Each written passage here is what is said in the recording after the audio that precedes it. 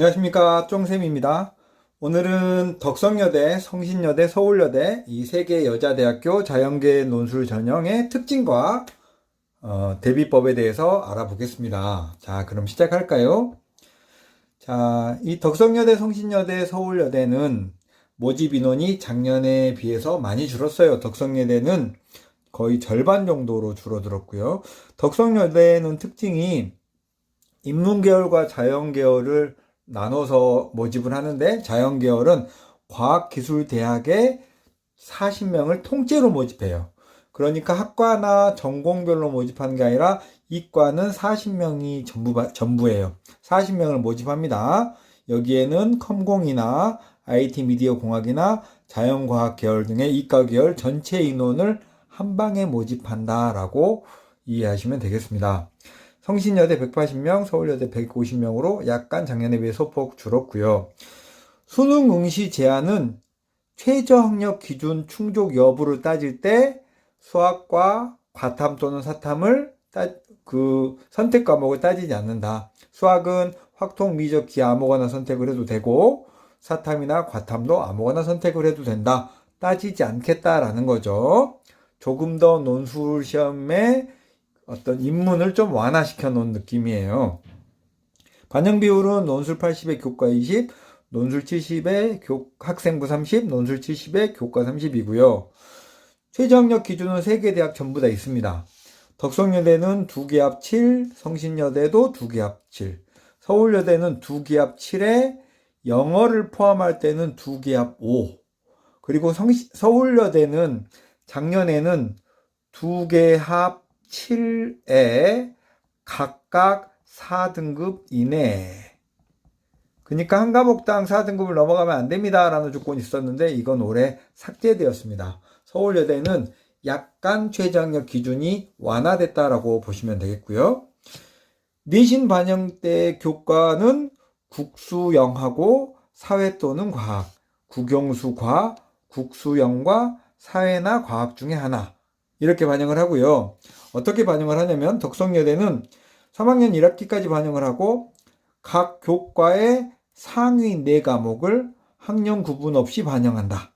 진로 선택 과목은 제외한다. 상위 4과목만, 국어 4과목, 수학 4과목 이렇게 반영한다는 거죠. 잘한 것 위주로 반영한답니다. 성신여대는 현역은 3학년 1학기까지만 반영하고 교과 90에 출석이 10이다. 그리고 진로 선택 과목은 제외하는데 성신여대는 또 학년별로 1학년 30%, 2학년 40%, 3학년 30% 이렇게 반영을 합니다. 서울여대는 모두 다 3학년 1학기까지, 현역이나 재수생이나 모두 3학년 1학기까지 반영을 하고 각 교과별 상위 3과목씩 총 12과목을 반영한다. 진로 선택 과목은 역시 제외한다. 네.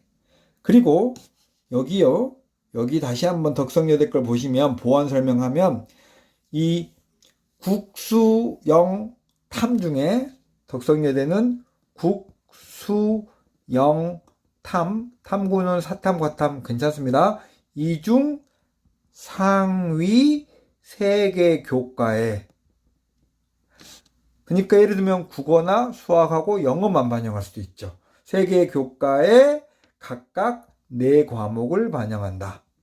국수 영탐 중에 잘한 3과목을 선정하여 그것에 각각 4과목을 반영한다. 조금 복잡합니다. 그런데 너무 놀라지 않으셔도 되는 게 밑에서 그 논술 합격자의 내신 평균을 보면 생각보다 낮아요. 그래서 걱정하지 않으셔도 됩니다. 자, 그리고 서울여대는 내신의 등급별의 점수차가 조금 커요. 그렇지만 4점대 중반이 합격자의 평균이니까 여길 기준으로 자기가 얼마나 더 미친지 확인하시면 되겠죠. 자, 내신 반영할 때 전 교과를 반영하는 게 아니고 상위 몇 과목, 상위 몇 개 교과 이렇게 반영한다. 그러니까 여러분이 스스로 내가 내신 얼마야 라고 생각하는 것보다는 실제로는 점수가 더 좋기 마련입니다. 자, 다음 전형 일정은 성신여대만 10월 2일 날 우리나라 논술 보는 대학 중에 가장 빨리 보는 대학입니다. 나머지는 수능 직후에 토요일 또는 일요일 날 시험을 보겠네요. 시험 시간하고 자세한 일정은 원서 접수 시에 공고를 한다고 하니까 그때 확인을 하시기 바랍니다. 자, 그 다음에 제일 중요한 시험 정보인데요. 먼저 서울여대부터 보시면, 또 서울여대는 특이하게도 수학 전형의 수학 논술이 아니고요. 통합과학하고 생명과학 원입니다. 그러니까 상대적으로 생명과학 원을 잘하는 학생이 지원하면 좋겠죠.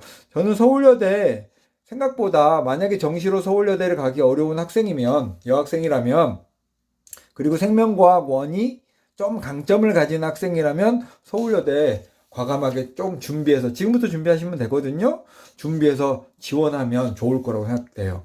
실제로 여기 몰라서 지원을 안 하는 학생들이 많아요.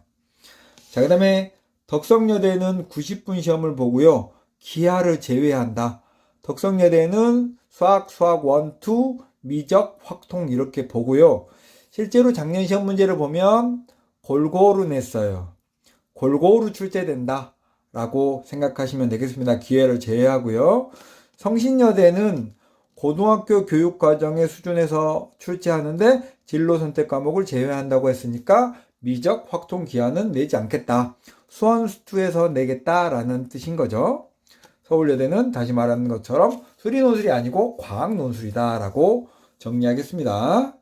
자, 덕성여대는 90분의 수학 2문제에 각각 소문항이 2개 내지 3문제여서 총 6문제 정도까지 될 수 있고, 수원, 수투, 미적, 확통 골고루 문제 안에서 출제된다고 생각하시면 되겠습니다. 성신여대는 수원, 수투에 국한해서 출제를 하고요. 수학 4문제에 각각 소문항이 2개에서 4문제니까 실제로는 100분에 걸쳐서 상당히 많은 문제를 풀어야 되니까 많이 바쁜 대학입니다. 기출문제로 꼭 그 논술 지원하기 전에 확인을 한번 해 보셔야 됩니다. 자, 덕성여대나 성신여대는 수학 논술을 출제하는데 논술의 수준은 그렇게 높지는 않습니다. 보통 인서울의 건국대 정도의 중상위권 대학의 논술에 비해서 훨씬 더 난도가 쉬워요. 자, 이것도 제가 100번 말하는 것보다 여러분이 한번 논술 지원하시기 전에 기출문제 한번 보시고, 이 정도 어렵구나, 내가 지원할 만하구나 라는 판단을 하고 나서 지원을 하시면 되겠습니다. 자, 이렇게 해서 우리 덕성여대, 성신여대, 서울여대 3개 여자대학교의 논술 전형에 대하여 설명을 하였습니다. 자, 다음에 뵙겠습니다.